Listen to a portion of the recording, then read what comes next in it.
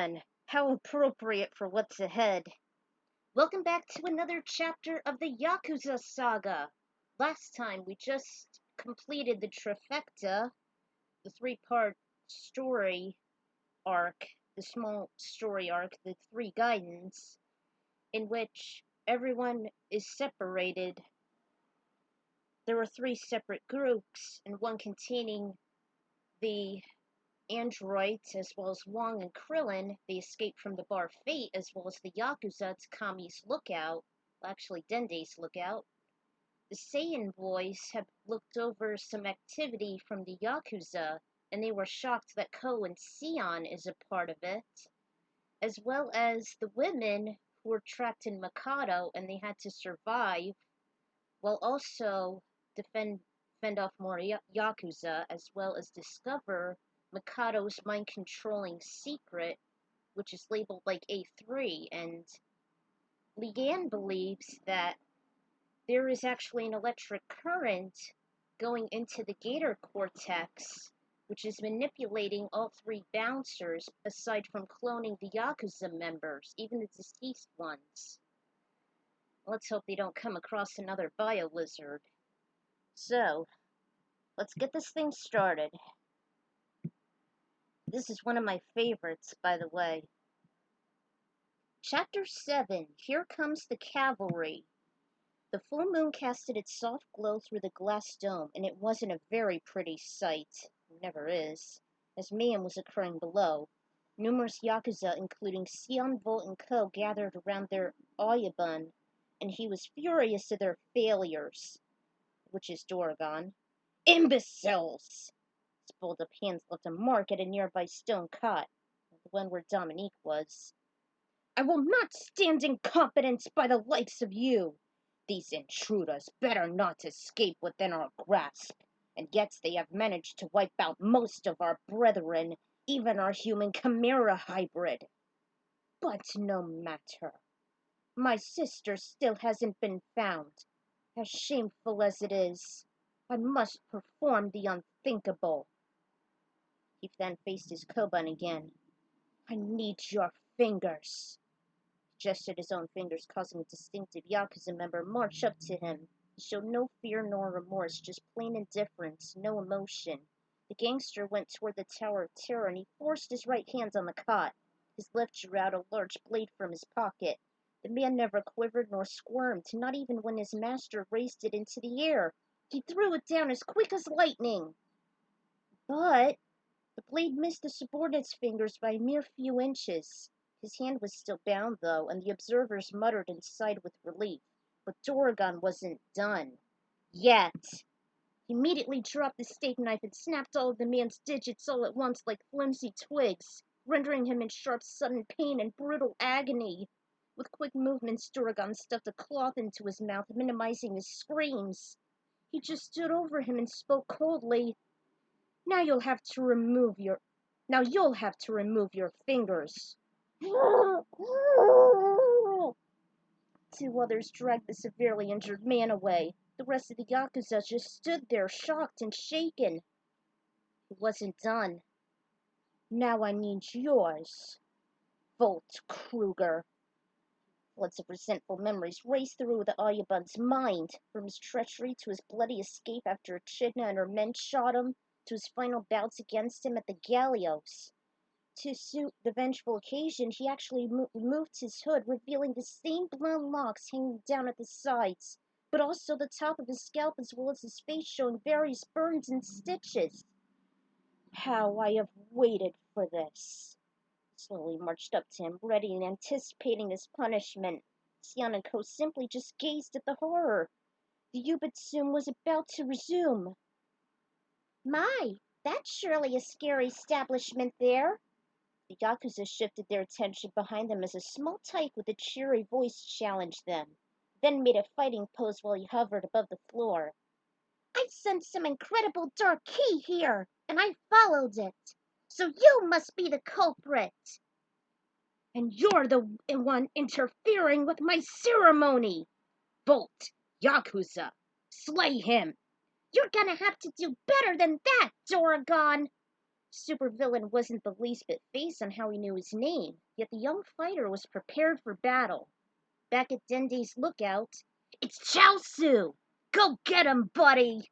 Wong joined him as Dende were overlooking the world. "Chaosu? You know him, Krillin?" He and Dominique were still uncertain how they were able to see, hear, and feel things below their sanctuary. "I know this guy from anywhere." He described him as a clown look-alike that's also gifted martial artist through the use of telepathy, telekinesis, and other psychic abilities, who hailed from the Crane School along with his partner Tien. I'm sure you guys all know this if you're a veteran of Dragon Ball. He was actually surprised he wasn't with him. Krillin summarized they were better rivals turned allies of the Turtle School, the same one where Master Roshi trained. He himself first met them at the 22nd Martial Arts Tournament at Papaya Island. And man, were they such formidable opponents! Until a certain math problem distracted him long enough. Kept rambling on and on when he was slewed by King Piccolo, as well as his failed suicide attempt to blow up Nappa using all his psychic strength. The latter was very tragic. I felt sorry for him. "Krillin!" rubbed his neck. Uh, Sorry, 18. It's been so long since we've last seen him." "I just hope he'll be alright." Nameless Yakuza were sprawled all over the floor. He wound up in the middle of the fray. Sion made a roundhouse kick while Volt lunged in with a lethal punch, only to hit each other mere seconds later, when Chaosu instantly teleported away in time. The two bouncers went down on all fours, stunned by each other's impacts. Chaosu then conjured up his ki and used his telekinesis. Like what Silver should have done more properly. Toward the advancing Ko, hurting his legs for a short while. They weren't backing down an inch, and he felt Dorgon's intimidating aura as well as his influence increase rapidly as he watched in a corner. His skin also started to ripple from beneath. The Crane student also tried to shock them as he made some pangs into their skulls as he extended his hand, then tossed them asunder. He even made some psychic blasts and some Dodon rays, knocking them off their feet. But those stunts still weren't enough. It was as if they were being negated somewhat. And they couldn't stop their bloodlust no matter how hard he tried. He continued to advance more and aggressively. Chaosu closed in on them from time to time, then teleported to keep his distance and collect his bearings. Heck, there were also some times when he visualized each of the bouncers' moves. Then he used their most lethal abilities such as Sion's Hurricane Blitz. One time Chaosu was caught in a headlock by Volt. He slipped away, producing an afterimage. He thrashed at it, nearly hitting his own teammates. Chaosu snooped around. He then sensed a link within each bouncer, a trigger that was activated in controlling their own psyches. His vision honed in on the back of Sion's collar, Volt's horns, and, before he was able to find Ko's, Dorgon closed in on him using his lethal rushing beat. He summoned up all his pent-up rage. Hey-ya! Chaosu was caught in the crossfire. Ah! Ah! He was then pawned as he was forced back a few feet. He was badly weakened and nearly immobilized as he grinded his teeth when he sat up, but also horrified. "Chaosu!" Ayame rushed in with the chin and Liane. She tended to him when the women surrounded him. "You haven't finished us yet, Mikado murderer!" Calling how he killed his mentor in cold blood in order to become his successor, then assigning her for framing Volt. They noticed the young Emperor Chaosu was keeping their assailants busy.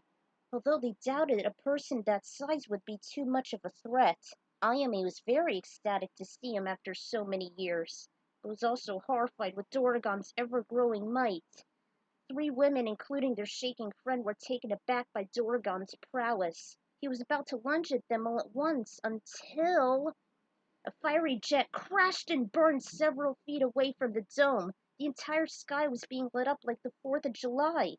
The Yakuza aerial fleet was under attack by some more meddling Z fighters. The women barely noticed the participants excepting Ayame, who recognized the Saiyans, but also another certain someone. Ugh, Believe it or not, it's Majin Buu. The dragon team! They're here! It was short-lived, feeling the usual frightening aura. Chaosu's feet barely touched the floor. After Doragon's abuse, he sensed another psychological link which actually belonged to the red dragon tattoo located on Doragon's upper back. Ripped off the opaque hoodie and discarded the shredded rags as his back displayed the same etching, like the one in the galleos. Ayame then had a flashback of his final speech. Pardon my past discourtesies. I will forget the past. I no longer care of the indignation I have suffered. I should thank you for opening my eyes to this new indulgence. The pleasure of fighting for the sake of fighting. It was her last train of thought before he was defeated by Goten and Trunks. And then there's the opening dialogue.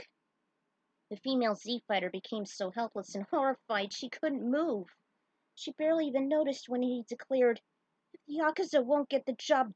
Oh. If the Yakuza won't get the job done, then I shall do it myself.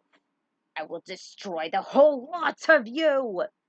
Spread out his arms high above himself as he roared. All of a sudden the floor began to shake like an earthquake. Foundations began to collapse. His body was starting to be engulfed by that same aura she was too familiar with. There wasn't anything her team can do. They were mercilessly trapped like rats with no safe place. Hurry! You guys gotta get out of here! Gohan! He appeared behind the terrified trio alongside Goten and Trunks. They ran to them, and the kids were indeed shocked to the core as they noticed their fears. Volt! No! Ko! You can't! There's no time to be scared! Let's go! Gohan's orders. The glass ceiling began to break apart. A large shards dropped close to them. The roof was rapidly falling on top of the group. Chaosu immediately made some more telekinetic moves, knocking out Sion and Volt. He was unable to do the same to Ko. He was being buried by the debris. Ko! Oh my god! Come on! Trunks, the free one, grabbed onto her and Echidna. They vanished within seconds. Chaosu did the same after he went to the unconscious victims. Ayame disappeared soon after, and Gohan rapidly went to Ko, then evacuated with Goten still in his arm.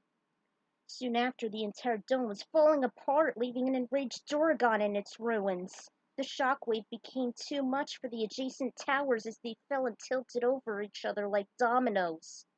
Seconds later, the hanging garden dropped after its hinges suspended. Were destroyed, while Boo and the rest of Lucas flew over and surveyed the damage. I hope I did this right. Mikado went down in a big kaboom!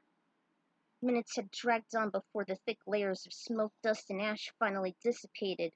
All of the surrounding trees and plants had died off, and all three towers, including the dome, were demolished. Mikado's domain never looked the same again. Z-Fighters descended with their allies in tow. It's over. But Sion and Volt, Ko! Shiden looked over and saw Chaosu lay down the former too, while the latter was still in utter pain. Goten was about to rush over to him, as did Trunks toward Volt, and Ayame toward Sion. Wait! We can't tend them now. They may still be manipulated. Is there any way to restore them to normal? Leanne, for once, was numb and fearful, unlike her usual authoritative self. There is a way. We need to take them straight to Dende's lookout. The Guardian has something known as sacred water. That can reverse the effects of Mikado's mind-altering. But first, looked over at Chaosu, who was busy disassembling Sion's collar, removing a nanochip attached to it. Everyone was in awe, even the women who recalled Leanne's new intel. She was right after all. It did Volt's horn piercings telekinetically. He dropped and clinged to the ground like fallen crystals. Lastly was Ko as he peered underneath the hair locks over the back of his neck. Discarded the other chip. Well done, Chaosu. Let's get these guys to the lookout, and then we can restore them to Gohan! What? No way! Dorgan is still alive! He was down but not out. Dorgan's body began to deteriorate. Pieces of flesh fell as other more crimson spines began to protrude through his morphing vessel. The dragon tattoo illuminated with all its luminosity while Dorgan's body took shape. He was starting to morph itself into like a chimera of sorts. Oh man. This was this idea I had with the Gotenks drawing. I wish I still had this. Boo still had his hands full of the Yakuza kamikazes. The scenes in anime should have known it came to this. His Dorgan usually meant dragon. He had that tattoo, as well as those enhancements he injected himself with. He was just as erratic and uncontrolling as Migetsu, only more insane and powerful. Chaosu! Evacuate now! Right, Gohan! Together, the young warrior, along with Ayame, teleported away, holding Echidna, Lian, Sion, Volt, and Co. It was only up to the brave Saiyans now. I can't believe I've completely forgotten another favorite Z fighter, Chaosu. But there's a reason why I didn't want to include him. In late 2003, I was into Star Fox Adventures, my favorite installment, by the way. And originally, I had Chaosu for that, as well as the Fantrons, and my OC were Trisha, which is Anyway, Chaosu was a part of the small group that helped out Fox and Tricky. And near the end, when they were fighting Andross, I wanted Chaosu to do a suicide bomb, the same one he used in Nappa, utilizing a Nova bomb too, and commit suicide. Like he'll blow him up for good from the inside so Andross would never, ever come back, even as a Krazoa god. And in Assault, I wanted to use Chaosu again.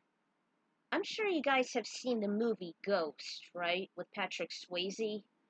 Anyway, I wanted to use Chaosu as the same way as that. And use the suicide bomb again because I'm the Apparoid Queen because, hey, the Apparoids and the Borg may manipulate all life forms, but hey, you can't manipulate a ghost. The joke's on you, bitch. Sorry, but I despise Assault. Worst Star Fox game ever. So, that's the story for that. Another chapter is done, but how would the Saiyans defeat Dorgan's altered form? Would the bouncers be able to be themselves again? Find out next time on the Yakuza Saga. Until then, this is the Ekron writer signing out. Man, I so cannot wait to do this.